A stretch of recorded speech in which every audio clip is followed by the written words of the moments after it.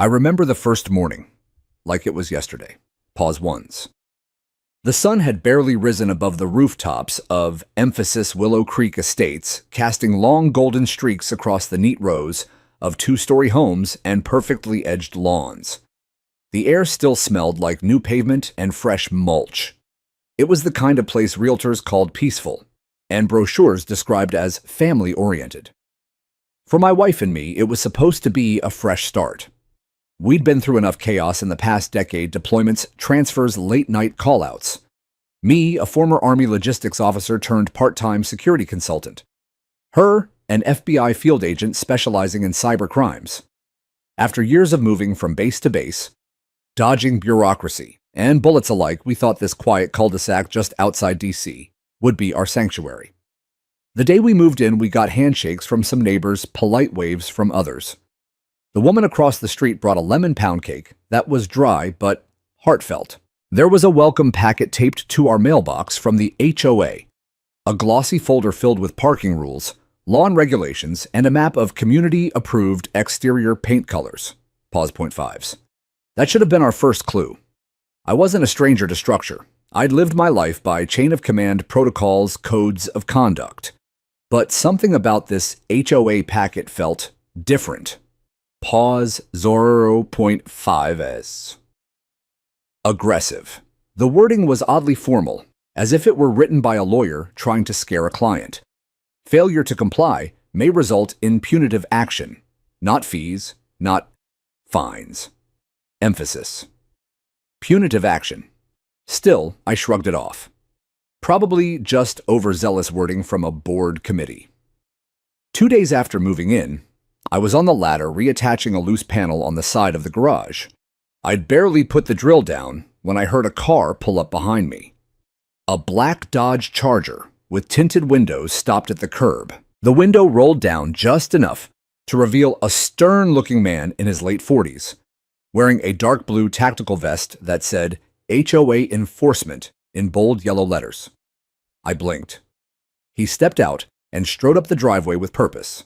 Short buzz-cut hair, aviator sunglasses, thick black boots, a heavy-duty walkie-talkie clipped to his vest.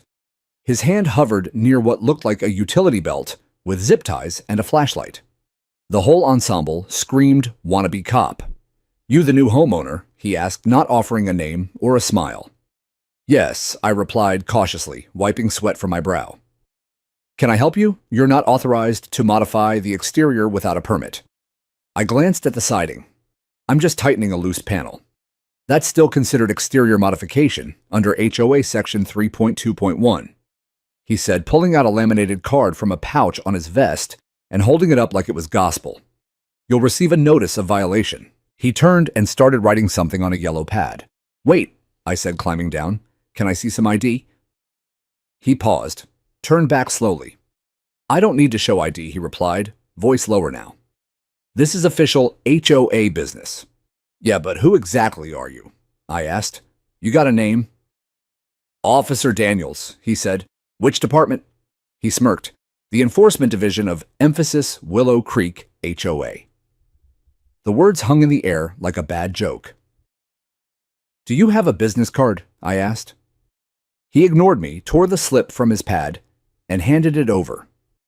It wasn't even on HOA letterhead, just handwritten with a warning about unauthorized structural interference. No address, no phone number, no official seal. By the time he left, I had more questions than answers.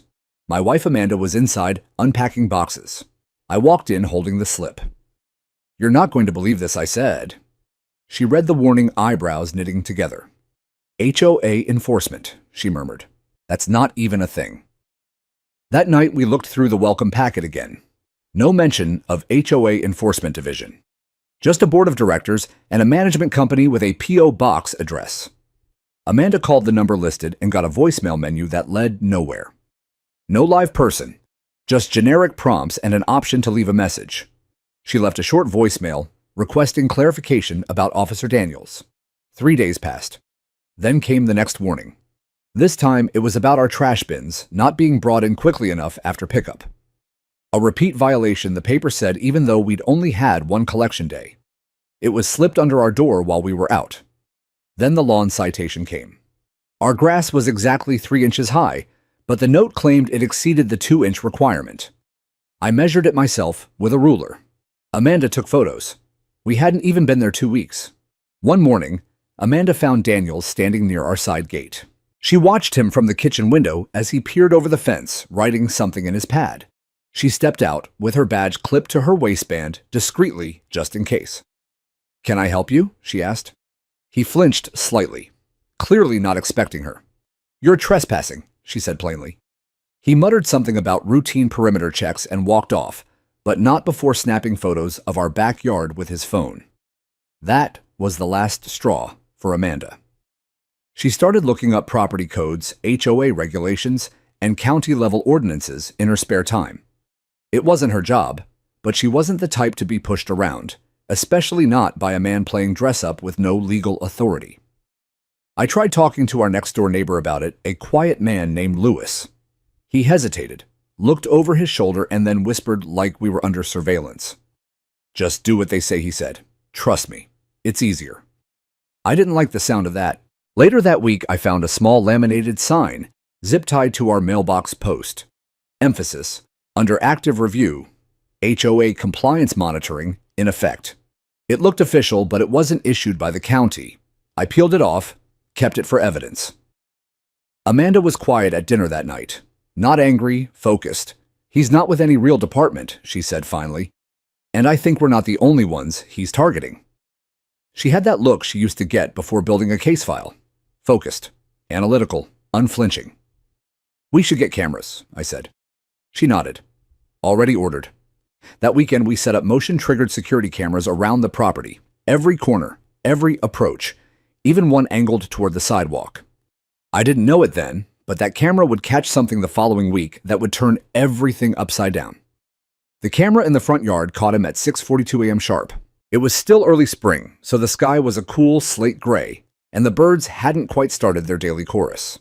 Amanda and I were still in bed half asleep when the motion alert pinged on her phone. She reached for it instinctively, her FBI reflexes still intact even on weekends. I watched her face go from drowsy to focused in seconds. She sat up, tapped the screen, and turned it toward me. It was him, Daniels. He was back standing right at the edge of our flower bed, in the front yard, clipboard in hand. He crouched down, poked one of Amanda's newly planted tulips with the end of a measuring tape, scribbled something, and then looked directly into the camera. Dead center. Like he knew. Then he did something that made Amanda sit up straighter. He pulled out a phone, took a picture of our front door, and zoomed in. "Why would he need a picture of our door?" she asked aloud. I didn't have an answer. I just threw on a hoodie and went outside. By the time I got out to the driveway, he was halfway back to his car. I jogged after him, camera in hand, still recording. "Morning, Officer Daniels," I called. He didn't turn around. "You're being reviewed for additional violations," he muttered. "You got a warrant?" I asked, loud enough to make sure the camera picked it up. He stopped, turned slowly. "You're interfering again," he said coldly. "I can cite you for obstruction of what I asked. You're not law enforcement." That set him off. He stormed toward me, face reddening, eyes wide. "You think this is a game?" he shouted. "You think you can talk to a compliance officer like that?" I held up the camera phone between us. "Back away," I said, voice calm. Daniels reached for something on his belt. Not a weapon, but a pair of zip-tie restraints. He raised them like he was about to cuff me. "This is your final warning," he barked. That's when Amanda stepped outside. She wasn't in uniform, but everything about her posture said authority. She moved with precision, her badge clipped at her hip, though she didn't reach for it right away. "Step away from my husband," she said, her voice like ice. Daniels froze. Amanda walked slowly but deliberately toward us, her hands visible, controlled. "I've got you on video," she continued. "You just attempted a false arrest. That's a felony." Daniels's bravado faltered. He looked between us, his eyes twitching. "You have no jurisdiction," he snapped. "This is private HOA property. You're both non-compliant." Amanda didn't flinch. She pulled the badge from her waistband and held it up. "Federal Bureau of Investigation," she said. It was like someone had pulled the plug on Daniels. The color drained from his face. The zip ties fell from his fingers, landing soundlessly on the sidewalk. "Get off our property," Amanda said. Daniels opened his mouth, then closed it. Without another word, he turned, got in his car, and drove off fast enough to leave a trail of dust behind him. We didn't say anything for a moment. I exhaled, feeling the adrenaline finally hit my legs. Amanda turned to me. "We're filing a report today." We spent the rest of that morning collecting footage from our security system, dates, timestamps, audio. Amanda called a colleague from her office, someone in the Bureau's internal affairs group who specialized in impersonation cases. By noon, we had a file started. What neither of us expected was what came next. When we checked the HOA's official website that evening, something new had been added, a public bulletin titled Important Compliance Update.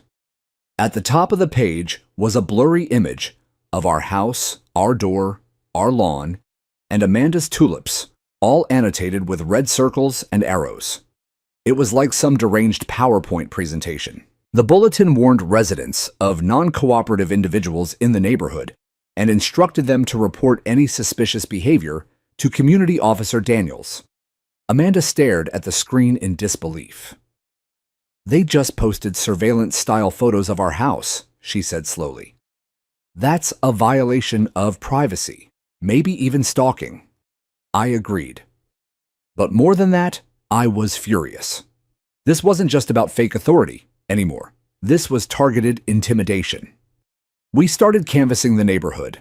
Amanda and I went door to door, not in uniform, not with any kind of fanfare, just us, calmly asking if anyone else had received similar visits.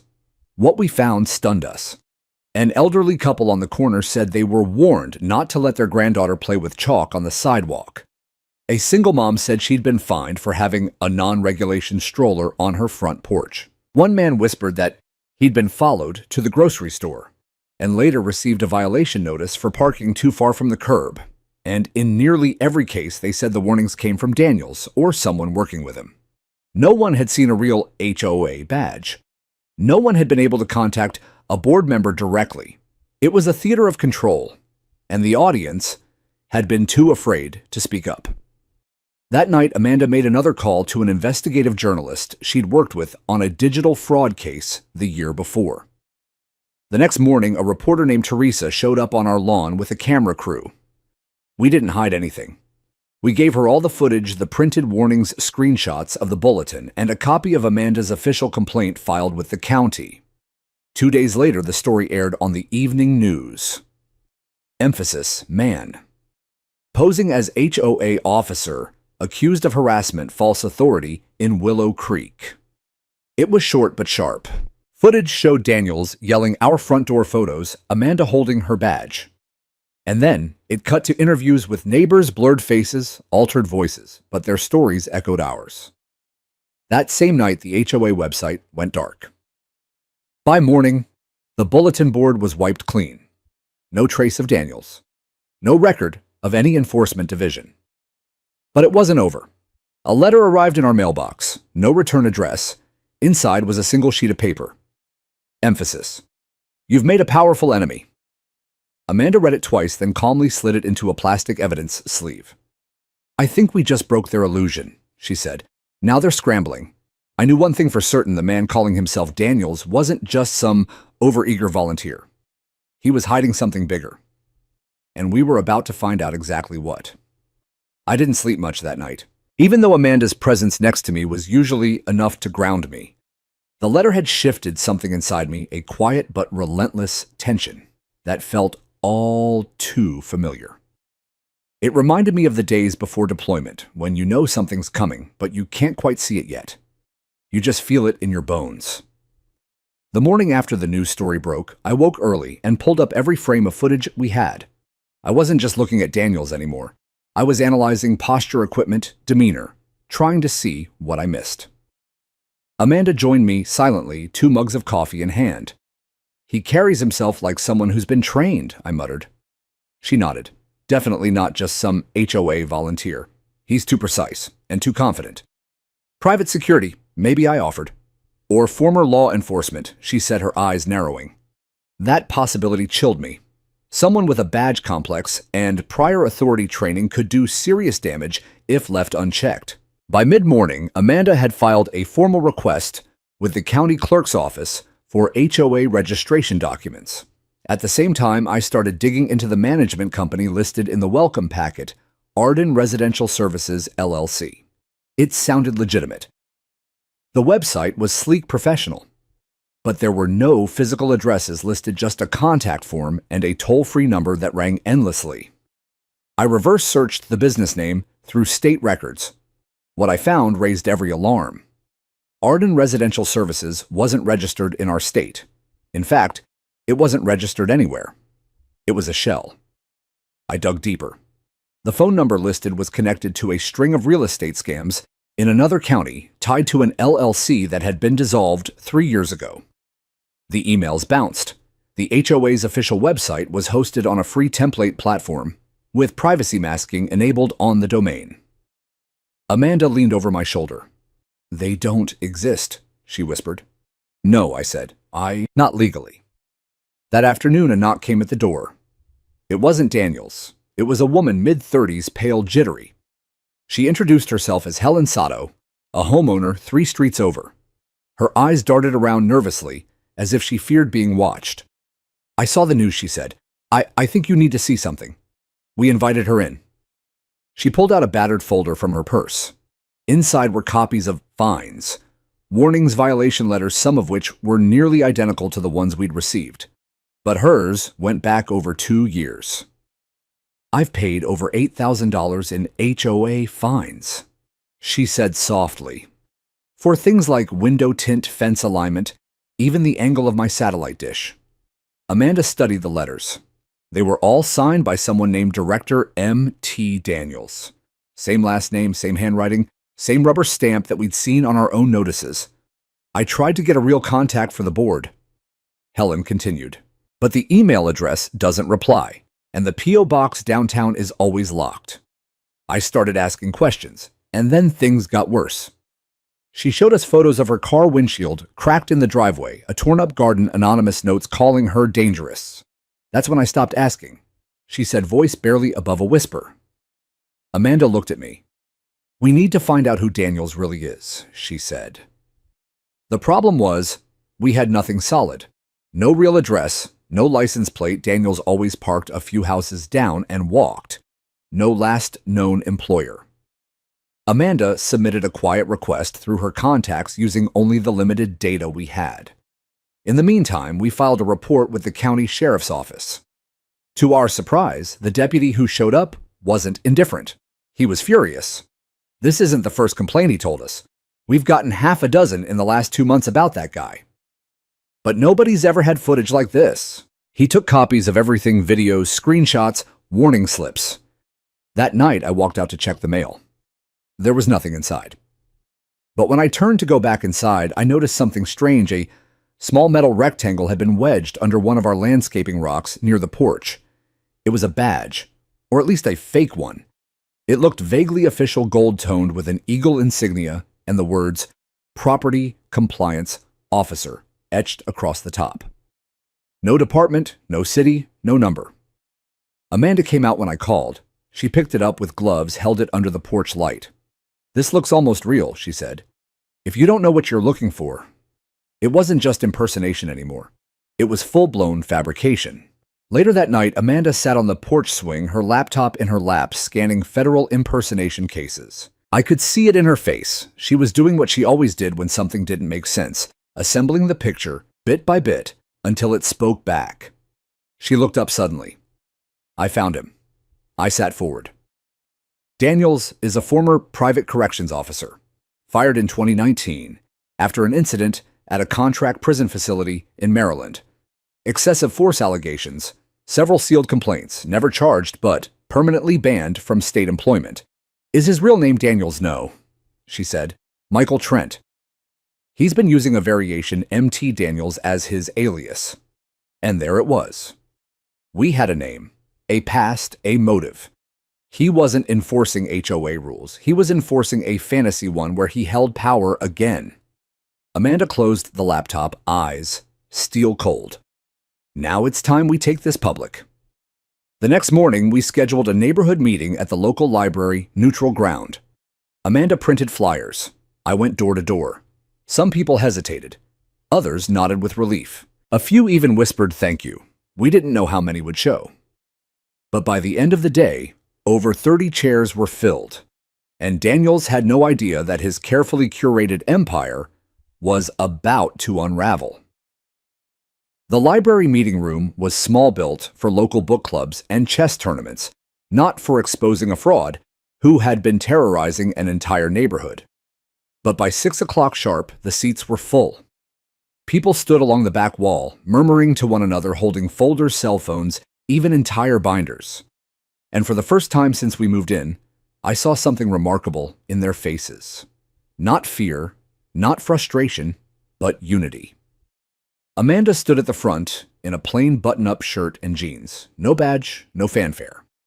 She didn't want to lead with authority. She wanted to lead with truth. I took a seat off to the side and watched as she opened the meeting with quiet calm. "Thank you all for coming," she began. "We know this isn't easy, but what's been happening in Emphasis Willow Creek Estates isn't just a misunderstanding. It's not just about fines or HOA rules. It's about someone pretending to have power, using fear and false authority to control this community." She held up a still image from our front yard security footage. Daniels captured mid-stride, clipboard in hand, his vest emblazoned with HOA enforcement. The room went silent. "This man is not an officer," Amanda continued. "His real name is Emphasis, Michael Trent. He has no legal standing with the HOA, no registration as a compliance officer, and no license to enforce anything." A collective murmur rose, tinged with disbelief and anger. She clicked to the next image, Daniels attempting to zip-tie me on our front walk. "This is a crime," Amanda said. "This is impersonation of an officer, attempted unlawful restraint, and trespassing." Then she played the video. Every eye in the room was fixed on the screen. The footage wasn't grainy or distant. It was clear, sharp. Daniels yelling. Me standing calmly. Amanda stepping forward and revealing her badge. His retreat. When it ended, the room was dead silent. Then someone clapped. A single defiant clap, then another. And soon the entire room was applauding, not for us, but for the truth that had finally been dragged into the light. When the noise died down, a woman near the front stood. "My name is Teresa Hodges," she said, voice shaking slightly. "He came to my house last month, said my porch lights were too bright. He told my son, who's 10, that if we didn't comply, we'd be evicted. My son still has nightmares." Another man raised his hand. "He fined me for my fence being 2 inches over height code. I paid it just to avoid trouble. But then he came back and said I owed back payments. I've shelled out over $1,000 this year." Story after story spilled out. One woman claimed she saw Daniels entering a backyard with bolt cutters. Another said her surveillance camera caught him trying to peek into her garage windows. No one had connected the dots until now.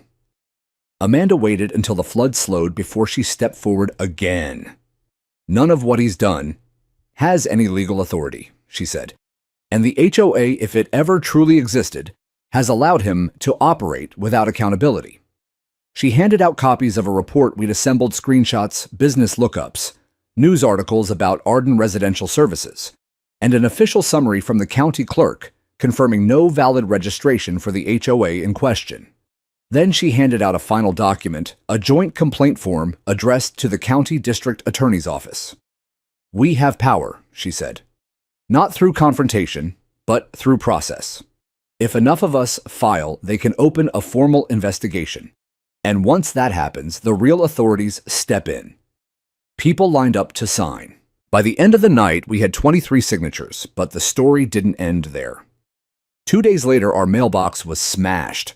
Amanda found it lying flat on the lawn, its pole snapped clean in half. No note this time. Just destruction. That same morning, we found muddy boot prints in the backyard. The motion lights hadn't triggered. Someone knew where the blind spots were. Amanda was on the phone within minutes. She called her contact at the sheriff's office, then reached out to her bureau colleague. They both said the same thing: we were being intimidated, which meant we were getting close. That night, I rewired the cameras, added 2 more to the side yard. Amanda didn't say much. But I could see something brewing beneath her calm, a quiet fire that was always there but now flaring up with purpose. At 2:17 a.m., the system triggered again, emphasis. Michael Trent was back. He crept along the side fence wearing all black this time. No vest, no badge. Just a hoodie, gloves, and a flashlight with a red filter. He approached the porch, reached into his jacket, and pulled out what looked like a bottle. Before he could get any closer, Amanda stepped outside with her service weapon drawn, not pointed, but ready. "Freeze," she said. He bolted. But this time I was waiting by the side gate. I tackled him into the grass, hard enough to knock the wind out of both of us. Amanda was there in seconds, handcuffing him with standard bureau cuffs. When the sheriff's deputies arrived, we turned over the footage, the bottle, which turned out to be paint thinner, and the full dossier we'd been building for weeks. Michael Trent was arrested on multiple charges, impersonating an officer, stalking, attempted vandalism, criminal trespass, and intimidation. But what shocked us most was what came next. A full investigation revealed that Trent had installed himself within at least 3 other neighborhoods, under the guise of HOA enforcement. He'd created fake websites, collected thousands in illegal fines, and even maintained a storage unit filled with uniforms, badges, and forged documents. He'd built a career out of pretending to be someone he no longer was. And we had finally brought him down. But the damage he left behind, the fear, the paranoia, the broken trust in what a community was supposed to be, wasn't something that could be erased overnight. Still, the tide had turned. The next HOA meeting was held at the community park under real oversight from the county. An interim board was formed, made up of volunteers who had nothing to do with Trent's charade. The neighborhood newsletter featured a full apology, and a hotline was set up for residents to report any lingering issues. People started waving at each other again. And Amanda, she got flowers on her porch the next week. No name, just a note. "Thank you for making this place feel safe again." Despite Trent's arrest and the exposure of his fraudulent authority, the storm hadn't fully passed. You'd think that would be the end, that the villain's been caught, the illusion shattered, and peace restored. But reality has a cruel habit of lingering, especially when fear has rooted itself into the daily rhythm of a neighborhood. It wasn't over, not yet. The next few days were quiet, too quiet. No more warnings on doorsteps, no new signs zip-tied to mailboxes. But something else crept into emphasis Willow Creek estate suspicion. Some neighbors no longer waved. Others still glanced around nervously before speaking. It was as though Trent's grip had imprinted itself even in his absence. Then came the unmarked SUV. I noticed it the second time it cruised past our driveway at 5 mph. Amanda noticed it the third time when it idled 2 houses down for a full 5 minutes. She took a photo of the license plate. I didn't recognize it, but something about the vehicle, the dark windows, the idling hum, the way it disappeared the second she stepped outside felt calculated. We sent the plate in through official channels. Within 24 hours, Amanda received confirmation it was a private investigator registered under a firm known for HOA recovery enforcement services. "They're checking who exposed the system," Amanda muttered. "Why?" I asked. "Trent's in jail." She shook her head. Trent was the enforcer, not the architect. She was right. We had been so focused on the face of the threat that we hadn't asked the next question. Who empowered him? That night, Amanda returned to the records. She began looking through the public filings tied to Willow Creek Estates. While the HOA had no valid registration as a current entity, there had been one years ago filed under a parent management group, Alder Glen Holdings, LLC. She chased the paper trail. Alder Glen wasn't just linked to Willow Creek Estates. It had ties to 6 other suburban developments, each with varying degrees of legal status and HOA presence. All of them had complaints filed, mismanagement, missing funds, excessive fees. And curiously, all of them had quietly replaced their enforcement officers in the past 3 years. The firm listed as HOA oversight for all of them Arden Residential Services, the same ghost company Trent used. "It's a network," Amanda whispered. "Not just one man." And now they were watching us. The next day, someone left a typed note in our mailbox, no return address. The message was short. Emphasis. You're not FBI, you're just a homeowner now. Let it go. I hadn't seen Amanda's hands shake in years, but that morning as she read the note, I saw the tremble in her fingers. Not from fear, but from restraint. She wasn't the kind of woman who backed down, and certainly not the kind to be told what she no longer was. If they're still out there, she said quietly, we're not done. She spent the next week preparing legal documentation, including a community petition to reinstate Willow Creek as a self-managed neighborhood free of outside HOA contractors. She hosted informal training sessions at the park, teaching residents how to file FOIA requests, how to identify scam warning signs, and how to demand transparency. But the resistance came quickly.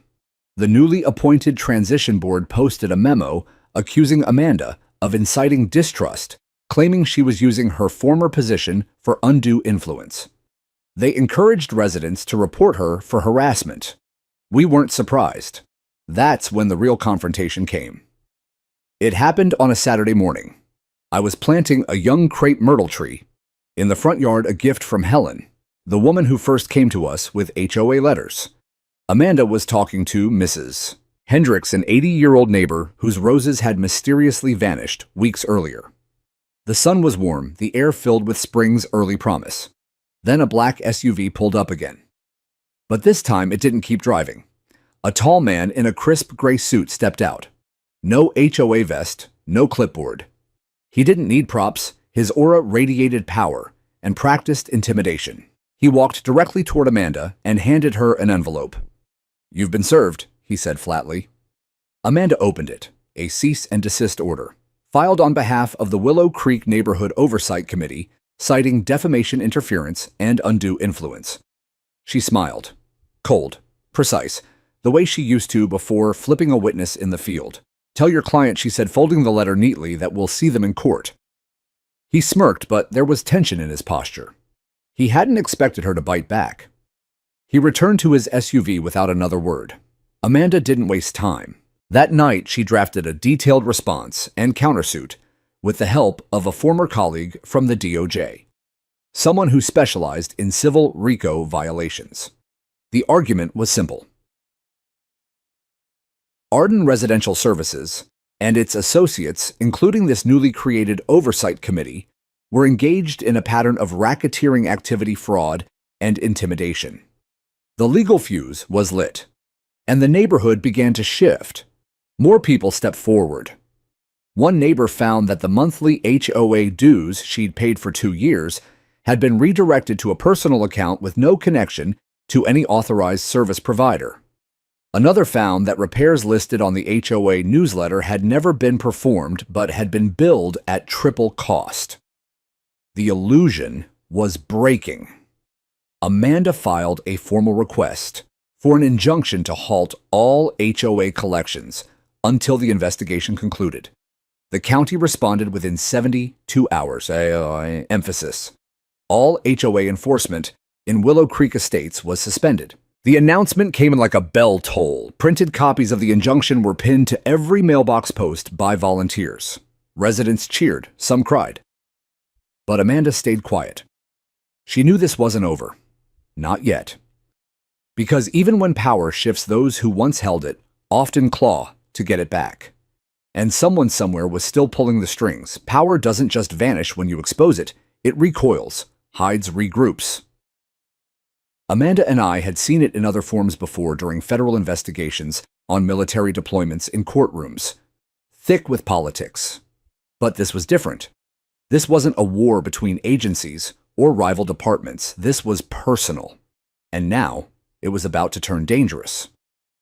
After the injunction halted all HOA enforcement, a wave of relief swept through the neighborhood. Residents who had once kept their blinds closed now walked their dogs with heads held high. Kids played in front yards without being told their tricycles violated clutter ordinances. For the first time since we moved in, Willow Creek felt like a community. But peace has a price. We knew the shadow network behind Arden Residential wouldn't let it go. Not when they stood to lose revenue leverage and a deeply embedded system of control. Amanda began noticing things, small things, that to most would seem like coincidence, but to trained eyes spoke of surveillance. The same gray sedan parked in different spots, never 2 days in a row. An unusual number of door-to-door service offers asking oddly specific questions about property lines and personal routines. Even our internet suddenly slowed to a crawl until Amanda traced a spoofed Wi-Fi access point posing as our home network. She changed every password, reset the routers, and installed an encrypted backup. But the message was clear: we were being watched. Then came the incident. It was a Tuesday afternoon just after 3 p.m. Amanda was at the community garden helping Mrs. Hendricks install a drip irrigation system. I stayed home to finish an estimate for a consulting job. The house was quiet, our dog curled at my feet, when the doorbell rang. I opened the door and found no one, just a white envelope taped to the front door. Inside was a single sheet of paper with a satellite photo of our home circled in red ink. The message underneath read, "Emphasis, we see you. This is your final warning." I stood there for a full minute, pulse-pounding eyes scanning the street. That's when I saw him, emphasis. Michael Trent, out of jail. Standing at the end of the sidewalk near the stop sign, hoodie up, hands in his pockets. He didn't move, just stared. A half smile on his lips like he knew something I didn't. I didn't wait. I walked straight down the sidewalk toward him, fury in my veins, the letter still crumpled in my fist. "You've got nerve showing your face," I growled. He didn't flinch. "You think a couple of news stories and some paperwork changes anything," he said. "You humiliated me. You made me a target.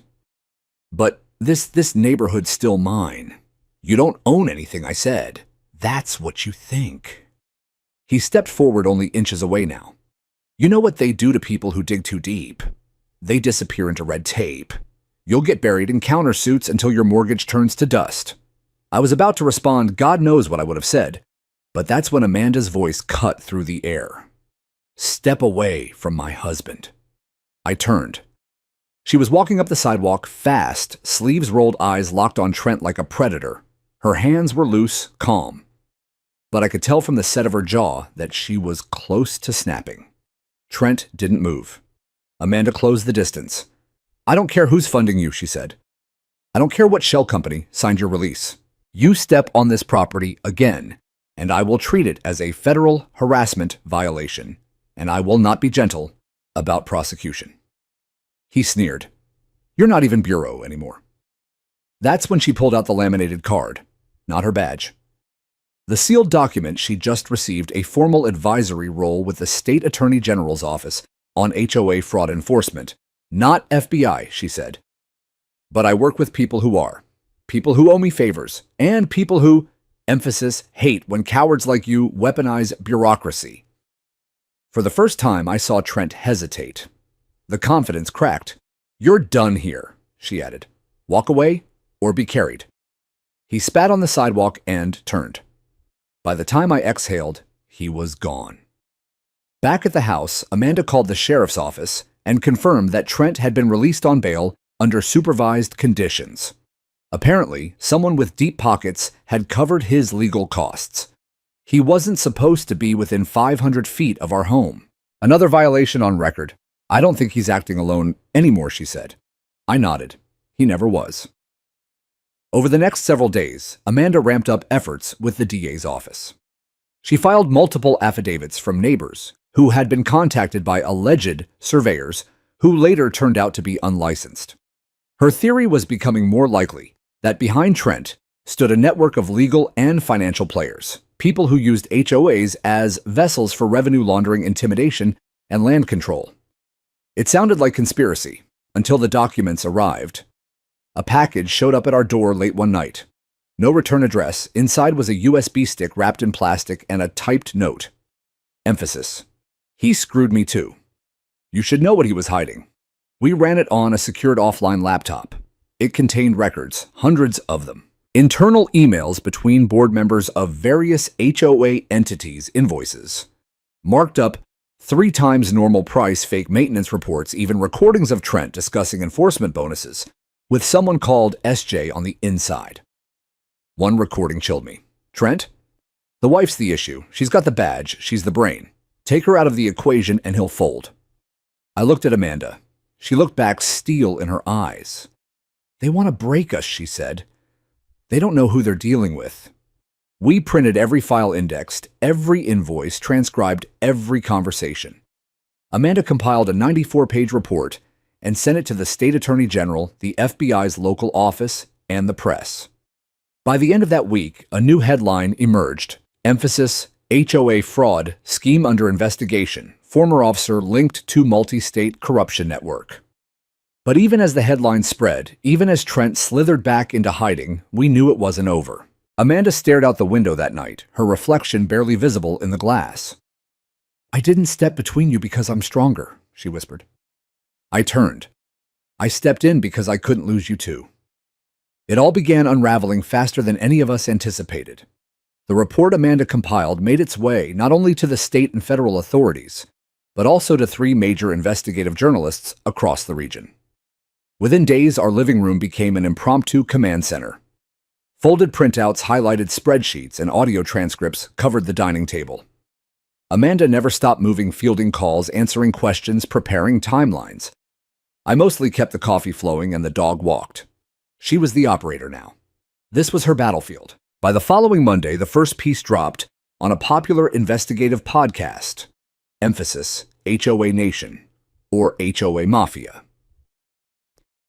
The episode featured Amanda's voice, anonymized at her request, as well as snippets of Trent's recorded threats and documents traced to Arden Residential's parent companies.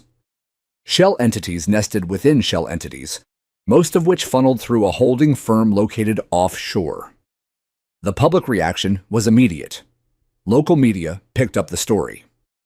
By noon, 2 different news vans parked at the entrance of Willow Creek Estates. HOA signs started vanishing overnight, not torn down in protest, just removed as if people wanted to erase the memory. Amanda's phone wouldn't stop buzzing.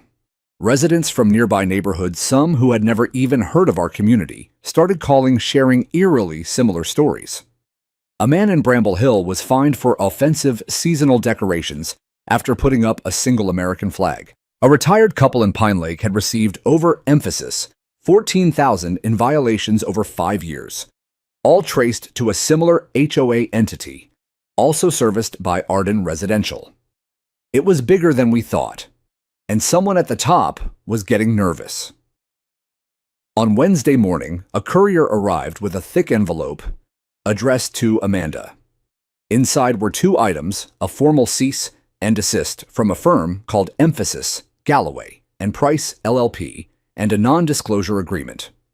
The letter claimed Amanda had obtained confidential business records and threatened legal consequences if she didn't halt her efforts immediately. But the NDA came unsigned, and sloppily, they included a cover sheet addressed to Emphasis SJ Legal Strategy for Willow Creek Exposure. We finally had a name. Amanda ran the initials against every document, every email, every leaked recording. She found it. Emphasis, Sandra Jeffries. One of the founding board members from an HOA in South Carolina, long dissolved but traced to the same group of shell companies. She was listed as general counsel for a subsidiary of Arden, and her signature matched the authorizations for multiple neighborhood enforcement charters. Jeffries wasn't just legal support. She was one of the architects. Amanda didn't hesitate. She contacted her former bureau supervisor and arranged a formal interview with the Financial Crimes Division. Everything we'd gathered was turned over: the files, audio, the flash drive, and a sworn deposition. Later that day, the sheriff's department returned to our neighborhood with a warrant not for our house this time, but for the HOA's storage unit on the edge of town. A local maintenance worker had tipped them off after seeing men in suits removing boxes late at night. What they found confirmed it all. Boxes filled with fake badges, unregistered citation pads, dozens of cameras, laptops with record-keeping software that allowed false violations to be automatically generated. More damning were the folders. Each one bore the name of a homeowner with notes scribbled inside. Pressurable, won't fight back, watch her background in law, and chillingly under Amanda's name, Emphasis. Extremely dangerous. discredit publicly, or remove influence. I stared at those words for a long time. This wasn't just extortion. It was targeted manipulation, psychological warfare, disguised as neighborhood management. The state attorney general released a statement that night, confirming that a multi-agency task force had opened a formal investigation into HOA abuse across 3 counties. Amanda's name wasn't mentioned directly, but her fingerprints were all over the process. That night, neighbors brought over wine and snacks and awkward gratitude. One woman simply hugged Amanda and wept into her shoulder. "I thought I was crazy," she whispered. "I thought it was just me." Amanda held her silent. This wasn't victory. It was validation. And maybe, just maybe, healing. But the final collapse came unexpectedly. 3 days later, Amanda received an anonymous call. Male voice, mid-40s, maybe older, modulated slightly but not fully masked. "She's planning to skip," the voice said. "Jeffries. Flight booked under a pseudonym. Dubai, Sunday night. Flight 272, Dulles Airport." We couldn't confirm the source, but Amanda passed it up the chain anyway. She didn't expect anything to come of it. But late Sunday night, an agent she used to work with called her, barely able to contain his excitement. "You were right," he said. "They got her at the gate." Passport under emphasis, Sarah Jennings claimed she was attending a conference, but she had encrypted drives in her purse. Sandra Jeffries was arrested on federal obstruction and fraud charges, and just like that, the tower fell. Media outlets ran the story for days. HOA abuse became the latest scandal on every morning show. Senate committees began quietly reviewing homeowner rights legislation. HOA boards across the state scrambled to audit their practices. Back in Willow Creek Estates, the Oversight Committee vanished overnight. The bank account tied to resident dues was frozen, and the city appointed a temporary trustee to oversee legal reformation. People walked with ease again. Children chalked drawings on the sidewalk without fear. And for the first time in months, Amanda and I sat on our porch swing, not as targets, not as rebels, but as neighbors. Still one evening, as the sun dipped behind the trees, Amanda turned to me, eyes distant. "It's not just about taking them down," she said. "It's about making sure it doesn't come back," I nodded. "And if it does?" She smiled. "Then we'll be ready." In the weeks that followed Jeffrey's arrest, it became harder to separate our daily lives from the fallout of what we'd uncovered. I couldn't walk the dog without a neighbor stopping me to ask for legal advice or thank us again for saving the neighborhood. Amanda's inbox was flooded with media inquiries, legal consultants, even documentary producers. And though she turned them all down, I could see something shifting in her. She wasn't shrinking from the spotlight. She just knew it wasn't the goal. But curiosity lingered, especially for Amanda. The question she couldn't shake: how did a man like Michael Trent get involved in something this elaborate? Who handed him the badge, the script, the psychological profile he used to tear through our neighborhood like a twisted actor in a play? We thought we knew everything about him. We didn't. One morning, an envelope arrived in our mailbox with no stamp, hand-delivered. Amanda opened it carefully with gloves, half expecting another threat. Inside was a thin booklet like an orientation manual. The cover read, emphasis, Community Enforcement Protocol, Willow Creek Estates Pilot Program. She sat back, stunned. "This looks like a training guide," she murmured. Inside were pages of policies, procedures, flowcharts. Each section detailed how to approach non-compliant homeowners, establish visual dominance through tactical appearance, and apply verbal escalation when questioned. There were even scripts. Emphasis. You are currently in violation of HOA Code Section 4.6.3 regarding unauthorized outdoor fixtures. Emphasis. If you continue to interfere, this matter will be referred to compliance adjudication. It was chilling. Even more disturbing was a checklist at the back of the manual titled, Emphasis, Behavioral Profiles of Potentially Disruptive Residents. Amanda's name was circled. So was Helen Sado's. A note was scribbled beside Amanda's, emphasis, husband, military. Wife, former Fed. Proceed with caution. My hands clenched as I read it. It wasn't just about keeping lawns trimmed. This was behavioral control written into policy. Amanda scanned the footer of each page until she found a clue. Internal use only. Another shell name. She dug deeper this time, tracing WCE Holdings through property records, business filings, and obscure partnership documents. What she uncovered was the final piece of the puzzle. WCE Holdings was funded in part by a consulting firm that provided residential compliance services to developers who wanted to maintain post-construction value via psychological order. The phrase sent a chill down my spine. Psychological order, Amanda repeated. Not legal, not structural, just control. The firm behind it, emphasis, Sable Point Strategies, marketed itself as a community behavior optimization provider. They weren't contractors, they were social engineers. Their entire business model was based on manipulating perception uniforms, procedures, silence, authority. They recruited men like Trent to serve as the face, disposable, controllable, and easily replaced. He was never in charge. He was just the tool. Amanda contacted the Attorney General's office again. Within days, Sable Point Strategies was issued a subpoena. Their headquarters, an anonymous office suite in a business park, was raided. Computers were seized. Emails were leaked. One message marked urgent read, emphasis. If the agent's wife continues to push the psychological manipulation angle, we may be looking at a federal overreach charge. Prepare a containment narrative. Target discredit via anonymous social media threads. It was a smear campaign in the making. But they were too late. By then, Amanda had already been contacted by a former employee from inside Sable Point, a man named Darren, who used to train community behavior enforcers before quitting in disgust. We met him at a small diner off Route 40. Mid-30s, worn-out jeans, former Marine by the look of him. He spoke quietly. They start with HOA boards, he said. Promise them higher home values, cleaner streets, fewer lawsuits, but it's all a lie. They create the problems, then sell the solution. Trent.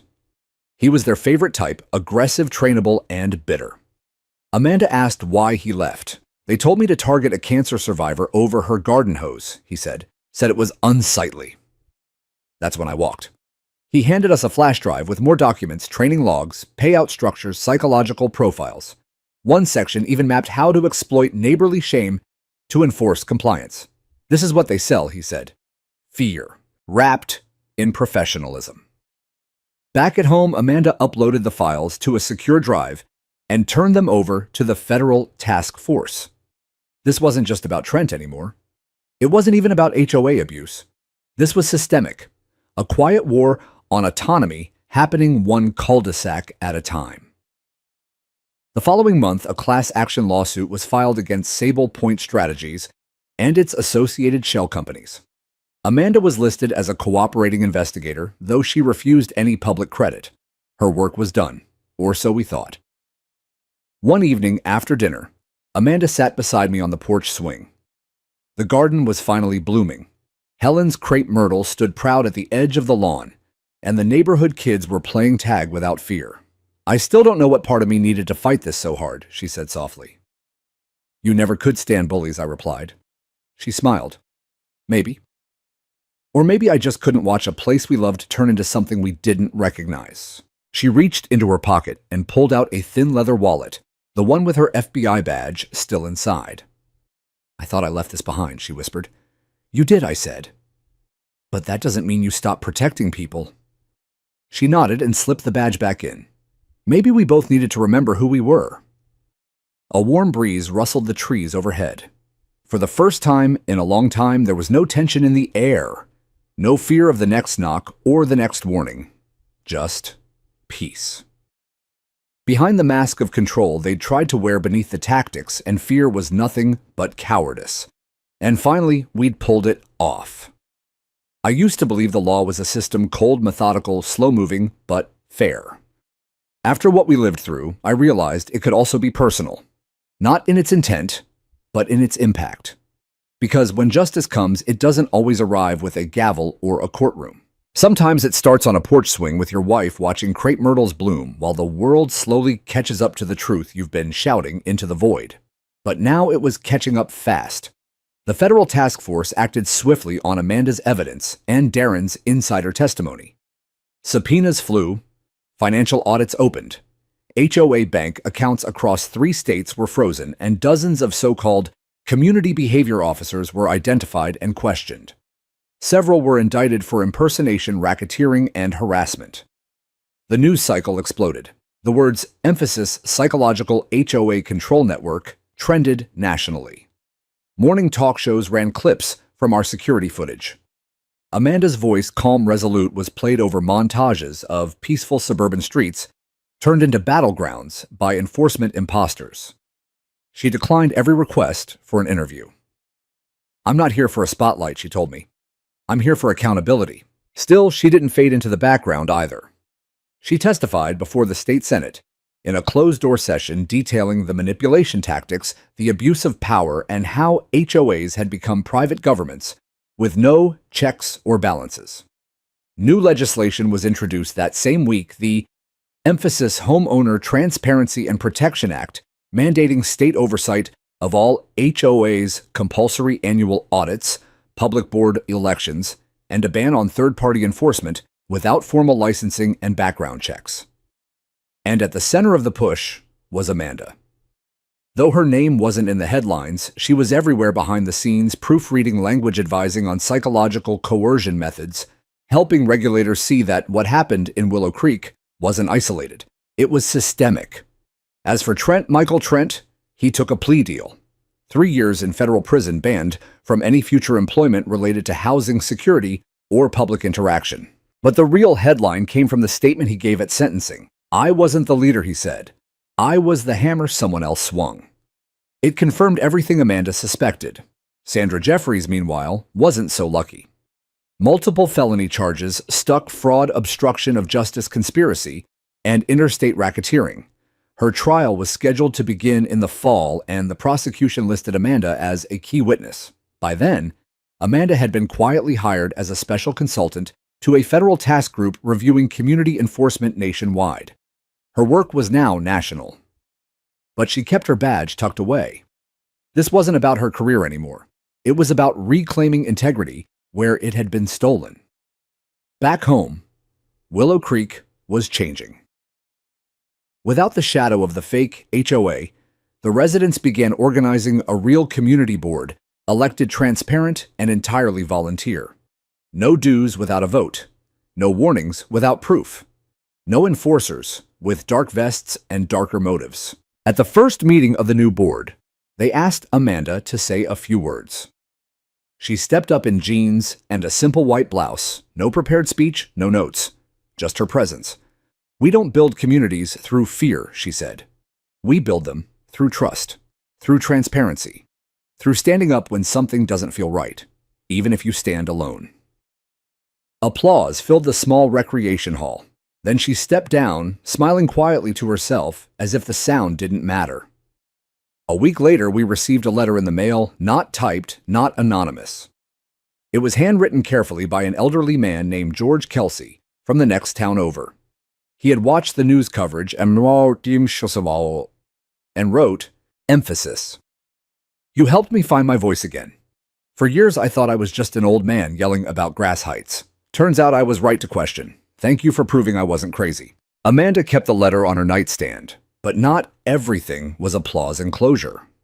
We still received occasional anonymous messages, online accusations of overstepping, of hurting property values, of weaponizing the badge.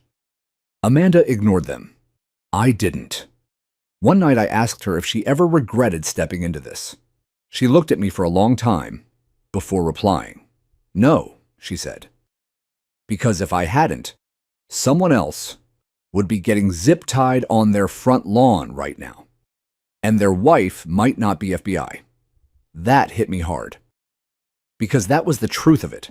For every Amanda, there was someone without her training, her composure, her access to systems and contacts. For every me, there was a father, a teacher, a single parent who just wanted to paint their fence without being threatened. We were lucky. Others wouldn't be.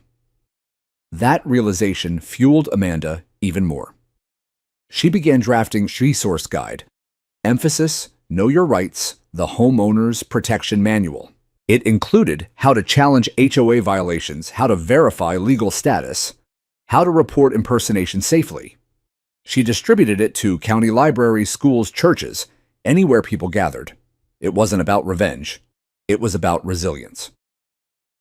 Then one afternoon, as we were pruning the garden together, Helen came by with a plate of cookies and a warm smile.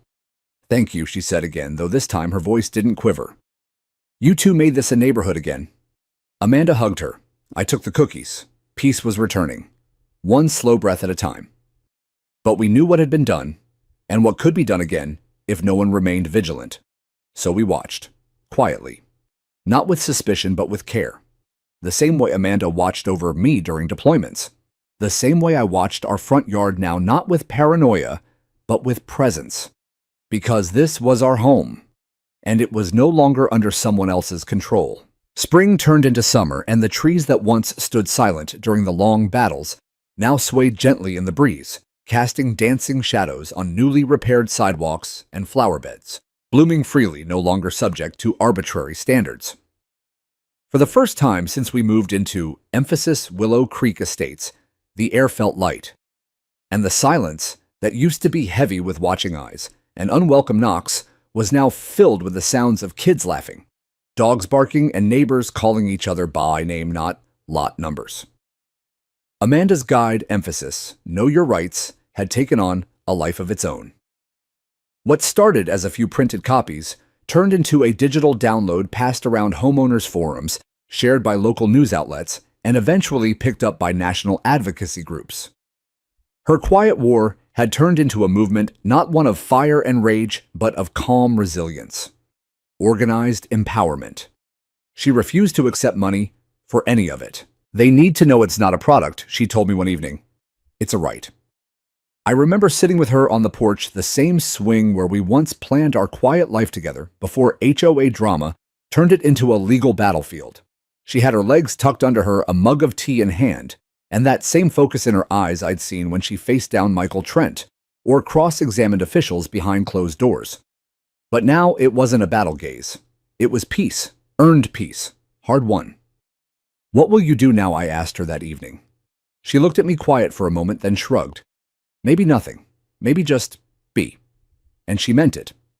She didn't need to conquer anything. Not anymore. The truth was, we'd never moved into that house thinking we'd become symbols for anything. We just wanted a little corner of the world to call ours. But fate, or maybe the designs of broken systems, had other plans. And when it knocked, we opened the door and didn't flinch. Now things moved differently in our neighborhood. The new community board met monthly at the park gazebo. No suits, no intimidation. Just residents sitting in folding chairs talking about potholes, shared gardens, and the possibility of a neighborhood barbecue. The HOA that once ruled with fear had been replaced with something better, something human. Helen was now on the board. So was Mrs. Hendricks. Even Lewis, the quiet man next door who once whispered warnings to stay silent, now volunteered to organize trash collection schedules. It wasn't flashy, but it was real. And it was ours. The irony was, we had never wanted to own anything but our own peace. But through fire and manipulation, legal loopholes and veiled threats, we'd ended up reclaiming far more our voices, our boundaries, our place in the world. And perhaps that was the greatest victory. One evening, a new family moved into the house 2 doors down.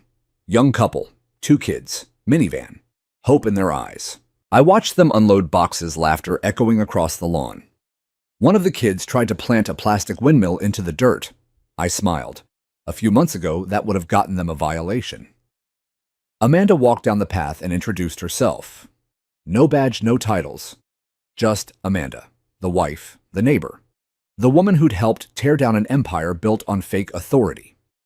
They chatted for a while, and I saw the boy hand Amanda his little windmill like it was a treasure. She helped him stick it into the flower bed, and it spun wildly in the breeze. I sat back in the porch swing and let it all wash over me. This was what we'd fought for. Not just to stop one man, or one company, or one HOA, but to reclaim a feeling. The feeling that a home is sacred, that no one should live in fear of mowing their lawn an inch too high. That dignity doesn't need a permit. That authority must serve people, not intimidate them. As the sun dipped behind the rooftops, casting golden light on a street that no longer flinched, Amanda returned to the porch, brushing dirt off her hands. She sat beside me, leaning into my shoulder. "You think they'll be okay?" she asked, nodding toward the new family. "With neighbors like you," I smiled. "They don't stand a chance," she laughed, deep and honest. And just like that, the weight of months of lawsuits and threats of surveillance and fear, all of it lifted. We didn't win because we had more power. We won because we remembered something more important. Emphasis, power, only lasts when people forget they have a voice, and now ours was louder than ever. So we sat there, Amanda and I, watching the windmill spin and the sun set on a street no longer haunted by false authority. Not just safe, but free.